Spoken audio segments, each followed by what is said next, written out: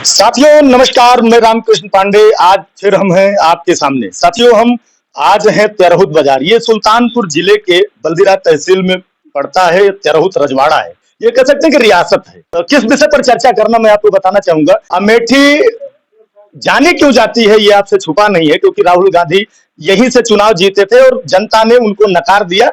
नई सांसद के रूप में स्मृति ईरानी जी का यहाँ आगमन हुआ। उनका विकास, रजवाड़ों का विकास और राहुल गांधी का विकास, अंतर क्या है, इस पर हम चर्चा करेंगे। मैं आपका शुभ नाम जानना चाहूंगा। मेरा नाम राय भानु प्रताप सिंह। आपको क्या लगता है कि जैसे राजतंत्र था, आज प्रजातंत्र है, दोनों के बीच की कड़ियों का अंतर क्या है? सर्वप्रथम पांडे जी, आपके चैनल द राष्ट्र 11 को, आपके इस चैनल के दर्शकों को मेरा प्रणाम। बहुत बहुत धन्यवाद आपका। आपका बहुत बहुत अभिनंदन हमारे इस परिवार में कि आप आए और आने के साथ साथ विचार मेरे जानने के लिए जो है आपने हमको आमंत्रित किया। इसके लिए मैं आपको बहुत बहुत साधुवाद देना चाहता हूँ।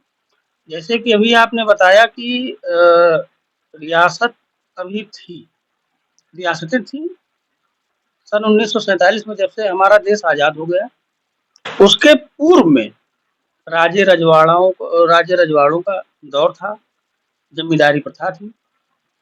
जनता का सुख दुख अपने पास, जनता का सुख दुख हम लोग महसूस करते थे, जो हमारे पूर्वज थे। क्योंकि हम लोगों का जन्म जो हुआ वो स्वतंत्र भारत के अंदर हुआ। तो उस समय जो है राजा रजवाड़ों का दौर जो है वो पटेल जी के द्वारा समाप्त किया जा चुका था। भारत को 562 रियासतों को विलय करके एक भारत के लोकतंत्र की स्थापना की गई। पूर्वजों का शासनकाल सन 1947 में समाप्त हो गया। हाँ, सन 47 के पहले का अगर आप जानना चाहते हैं, तो जितना हम लोगों को अपने पूर्वजों से पीढ़ी दर पीढ़ी सुनते हुए हम लोग चले आ रहे हैं, जिन्होंने आजादी के पहले का भी दौर देखा और आजादी के बाद का भी दौर देखा। प्रश्न खटक रहा हमको कि जब मुगल आए, उस बारे में कुछ इतिहास जानते हैं कि इस रियासत का क्या योगदान रहा? जी, मैं आपको बताता हूँ। जब भारत में मुगल काल की शुरुआत हुई, तो बहराइच में आपको एक गाजी मियाँ की मजार है। गाजी बाबा को मारने वाले हम लोग, चूंकि देखिए, पहले मैं आपको अपने बारे में बता देता हूँ। ये जहाँ पे आप बैठे हुए हैं, ये ग्राम सभा तिरहुत का तिरहुत रियासत थी। हम लोग बेसिकली बैस तिलोक चंदी बैस में से निकले हुए हैं। हम लोग का जो है पूर्वज, हम लोगों के राजा तिलोकचंद बैस से हम लोगों का खानदान चलते हुए चला आ रहा है। वहाँ से हम लोग रायबरेली से जो है माइग्रेट होके पहले यहाँ जगदीश, अब तो जनपद डबल हो गए। एक कुछ पार्ट हमारा अमेठी में रह गया, कुछ अमेठी सुल्तानपुर में चला गया। तो पहले हम लोग आए कादू नाले पे, गाजनपुर में हम लोग का जो है वो किला था। आज भी वहाँ उसके भग्नावशेष पड़े हुए हैं। त्रिलोक चंदी वैस हैं हम लोग। उसमें से जब अब आप मुगल काल की ही बात कर रहे हैं, तब मुगल काल में ही हम लोगों को जो है पदवी मिली भाले सुल्तान में। भाले सुल्तान कब से कहलाए जाने लगे, जब दिल्ली में इब्राहिम लोधी आई थी उस समय। तो यहाँ का जो सूबेदार और जो भी यहाँ के उस समय के परिदृश्य में यहाँ के जो शासन करने वाले थे मुगलों के, उन लोगों ने दिल्ली में जाके बताया कि वहाँ जनपद सुल्तानपुर में, उस समय तो कुशभोनपुर हुआ करता था, कुशभोनपुर में क्षत्रियों की एक पूरी मेजॉरिटी है जो 14 कोस में आबाद है। उनके जो है भालों में इतना दम है कि वो कहीं पे भी जाते हैं तो अपने भाले से ही लोगों के छक्के छुड़ा देते हैं। पूरी की पूरी सेना का जो है वो संहार कर देते हैं। तो उस समय वहाँ दिल्ली के जो नवाब थे, शासक थे, उन्होंने हमारे पूर्वजों को आमंत्रित किया कि चलिए ठीक है भाई, जरा उनको बुलाइए, उनका भी हम त्योहार जो देखते हैं कि क्या कैसे आप जो बता रहे हैं।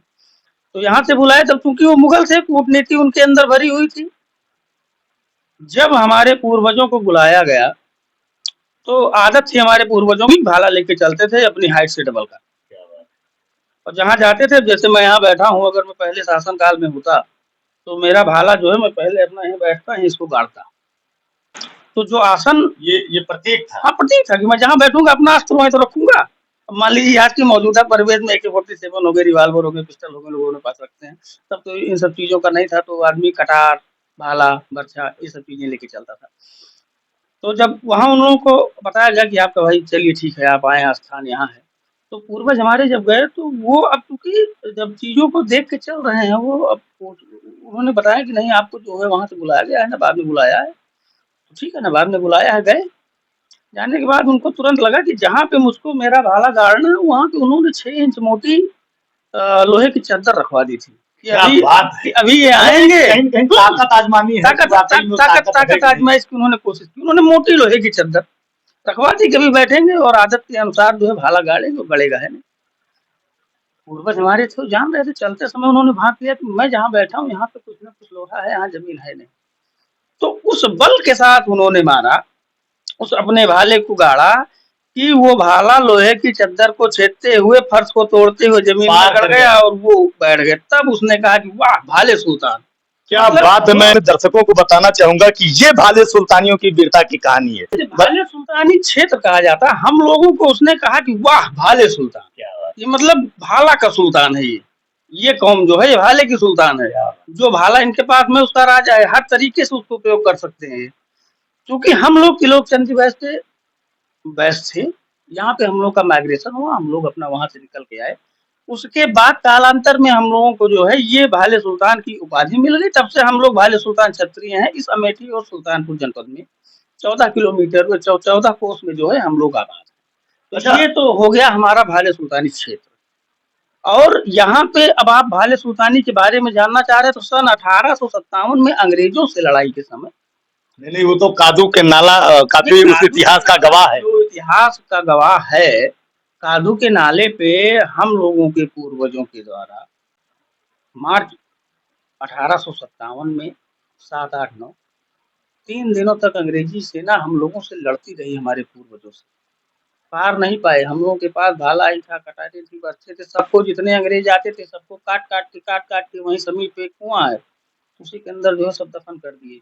लेकिन कुछ लोगों ने गद्दारी करी और हम लोग की योजनाएँ कुछ पूर्वजों की, हमारे जो थे उनकी लीक हो गई। तो अपना उसके बाद में 9 मार्च को जो है वो हम लोगों का जो है दमन कर पाए। दमन क्या कर पाए, हम लोगों को जो है वो दबाए, लेकिन चिंगारी तो यहाँ से चली गई थी। कभी उन्होंने हम लोगों के ऊपर जो है कब्जा नहीं किया। इसीलिए गजेटियर में उन लोगों ने जो है अंग्रेजों ने पक्षपात करते हुए हम लोगों को जो है बहुत कम स्थान दिया इसमें, क्योंकि हम लोग उनके खिलाफ थे।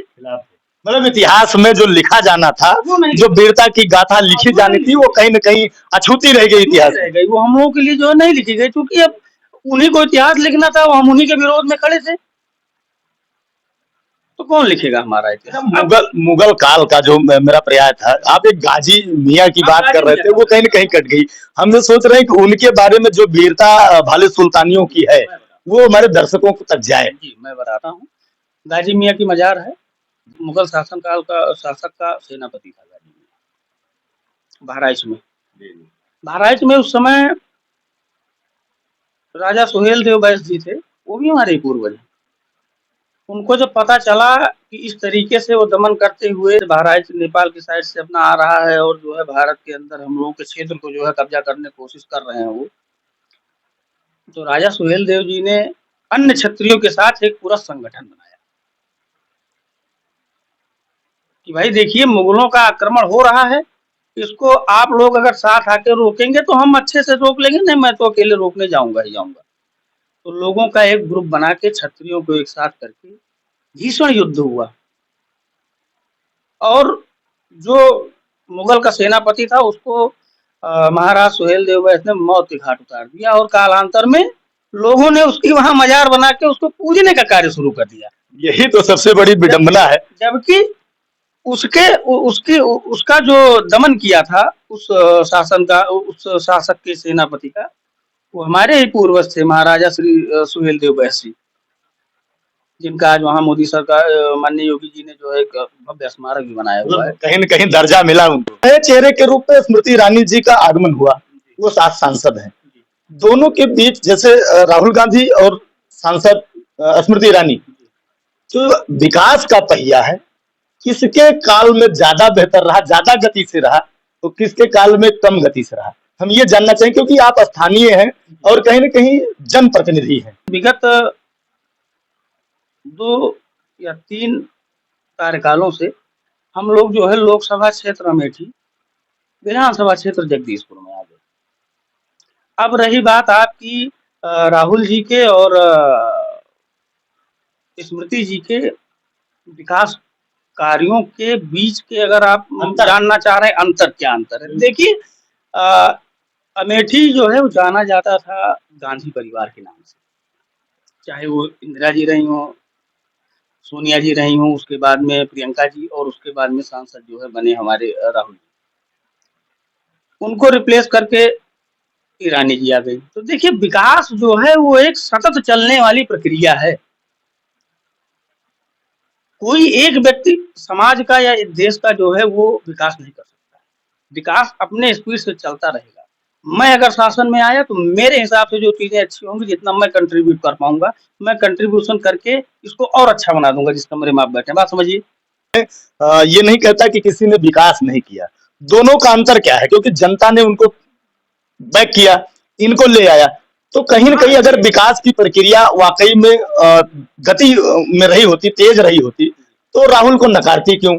करण का लोग कहते हैं कि मुस्लिम तुष्टीकरण की राजनीति राहुल गांधी करते हैं, इस वजह से कहीं ना कहीं उनको भागना पड़ता है। अभी जैसे अमेठी हारने के बाद वो केरल जाके चुनाव जीते। देखिए वो तो जो है वो कांग्रेस के आला कमान, क्योंकि राजनीतिक विषय है, उसको वो लोग जाने की कहाँ से उनको कहाँ लगाना था, कहाँ से कहाँ लड़ाना था।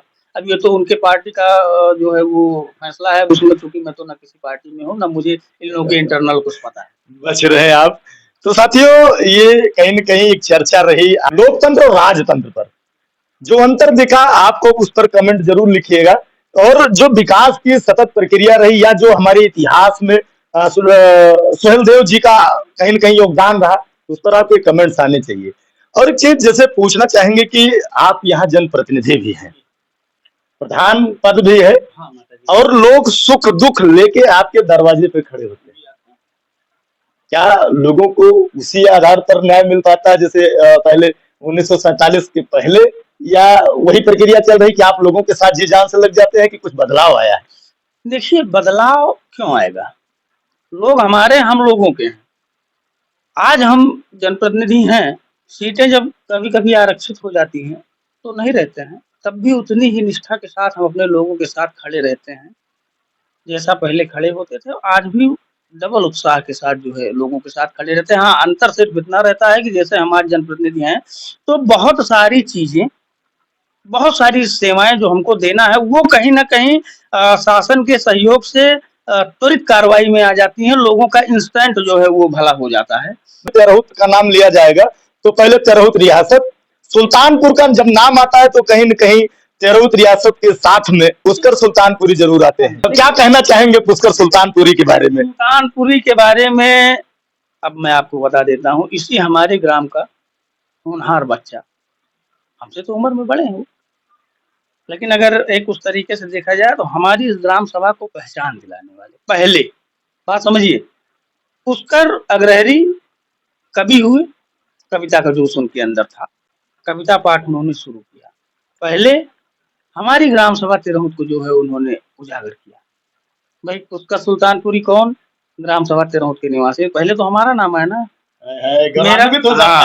मेरा नाम जो है, मेरे ग्राम सभा का नाम उन्होंने ऊंचा किया जनपद के अंदर, फिर जनपद का नाम अपने साथ समेट के उसको पूरे भारतवर्ष के पटल पे जहां जहां जाते हैं पुष्कर सुल्तानपुरी, सुल्तानपुर का अपने नाम रोशन कर रहे हैं। उनके उज्जवल भविष्य के लिए मैं उनको हमेशा शुभकामनाएं देता हूँ। हमारे ग्राम सभा का और हमारे जनपद सुल्तानपुर का नाम रोशन करते हैं। राष्ट्र लेवल में बने रहने के लिए आपका बहुत बहुत धन्यवाद। जय हिंद, जय भारत। आपके कमेंट्स जरूर आने चाहिए। अगर चैनल पर नए हैं तो लाइक करें, सब्सक्राइब करें। जय हिंद।